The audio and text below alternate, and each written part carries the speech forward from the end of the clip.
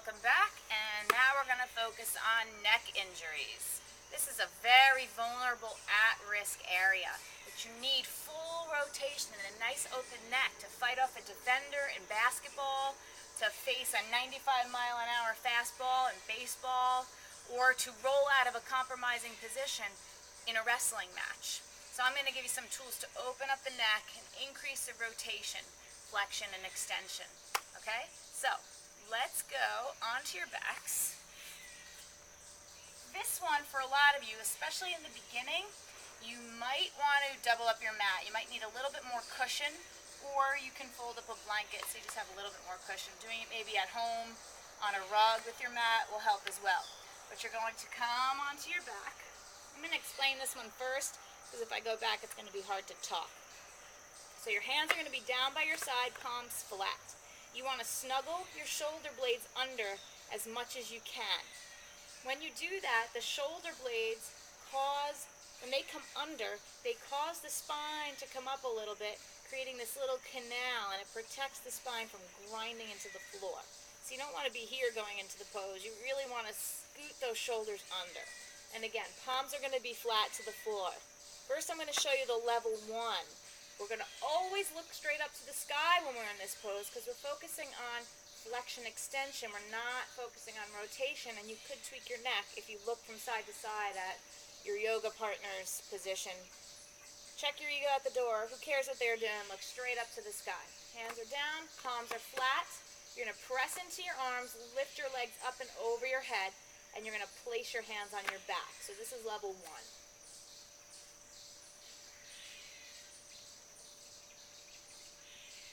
And you're going to hold here for several deep breaths. Legs as straight and as strong as you possibly can. Hands are on your back for support. Again, snuggle those arms under you. You only want your elbows shoulder width apart, not wider. Okay, you want nice support here. Coming out of it, hands to the floor, roll down in control. So if that becomes easy, or you want to move on to the next level, I'm going to show you now how to move a little bit deeper into the pose. Same principle, get the shoulders under, hands down by your side, press up and back till your toes touch the floor.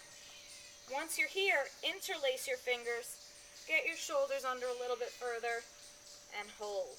Toes are touching either tucked or untucked, legs are as straight as you possibly can. A variation of this, especially for a wrestler, is to go ahead and drop the knees in.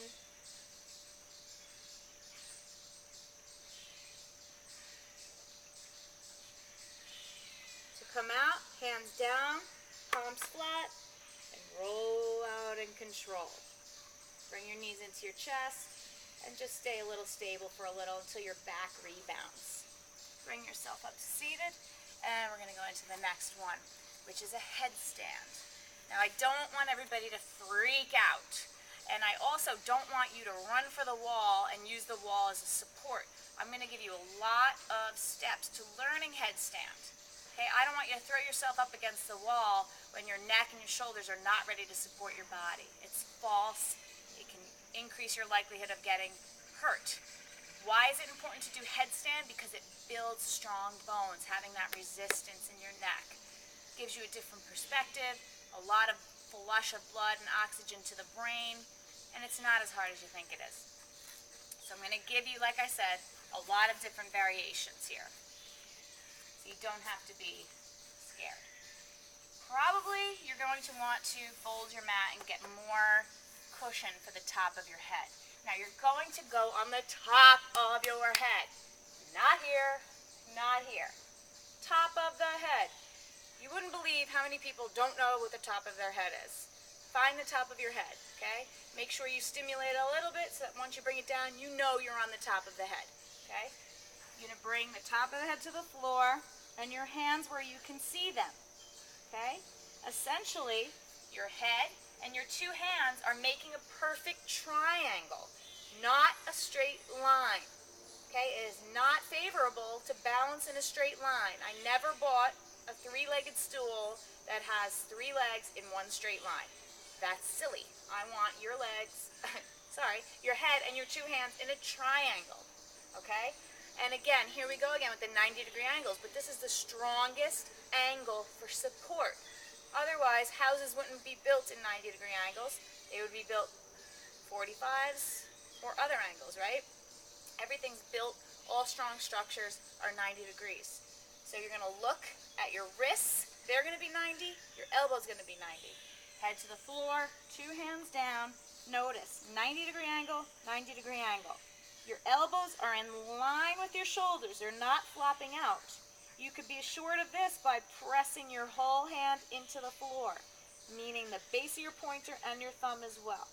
Both hands down. This is level 1. You may want to stay here. You feel comfortable here, not comfortable enough to move on yet, that's fine. Level 2, tuck the toes, straighten your legs. Get comfortable here. Be able to hold this for 2 or 3 minutes. Come up and down a whole bunch of times if you have to.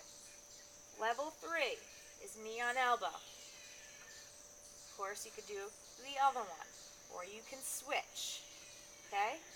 Level 4, knee on elbow, knee on elbow. Same thing, 90-degree angles, big toes touch, hanging out here.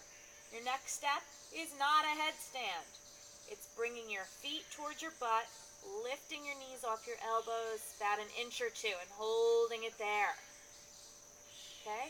Coming out of it, staying low, and resting. Now I'm going to bring you a little bit further, but I didn't make my cushion big enough, so I'm going to give myself a little bit more softness under my head.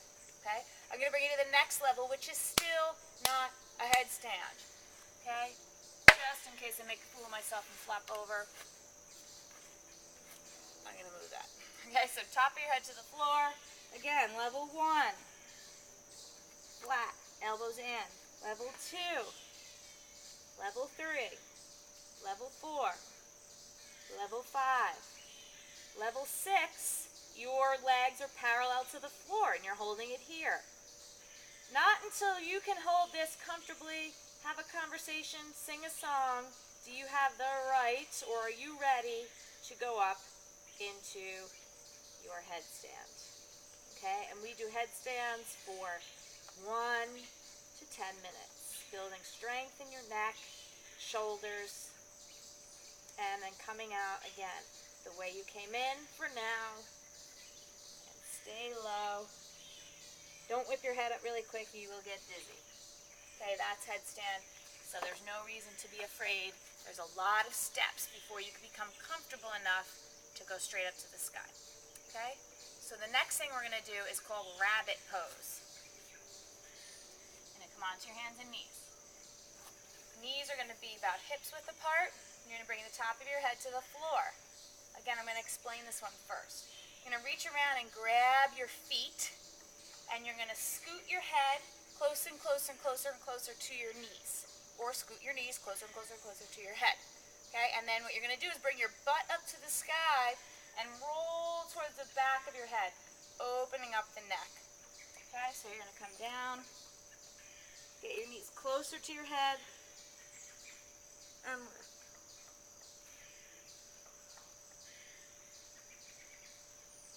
Come down and come up very slow. You hold it for several seconds, several breaths, so you start to feel that opening in your back. The same thing holds true for these poses as the wrist. You're talking about smaller muscle groups now, so you're going to see change here a lot quicker. Okay? The next thing we're going to do is upward dog. So you're going to come onto your hands and knees, and you're going to bring your shoulder, elbow right over your wrist. You're going to press into the tops of your feet, and you're going to open up the front of your spine. So you're pulling the shoulders back, you're pushing the floor away, and I want you to drop back.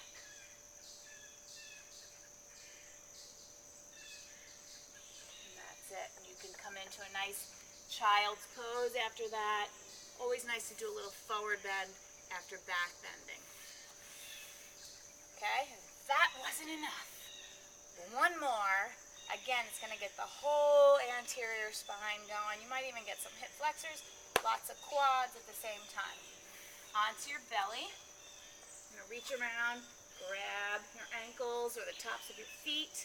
If you can't reach, use a strap. until your legs become flexible enough to be able to reach. Okay? You're going to reach down.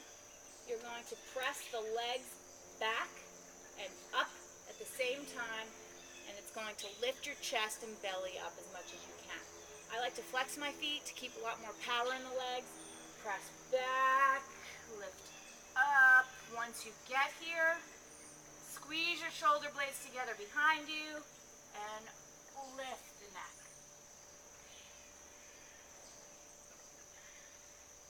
And let it go. Hands come down, up and back into child's pose. And do that 2 or 3 times. So as you can see, yoga poses are a very holistic approach. When I say we're going to open the neck, we don't just go like this or like this. We're talking about neck is attached to the spine, right? So we want to open the whole spine. We want to get full rotation. And these should really help you build some strength, stability in that neck, and get you out of some sticky situations on the field.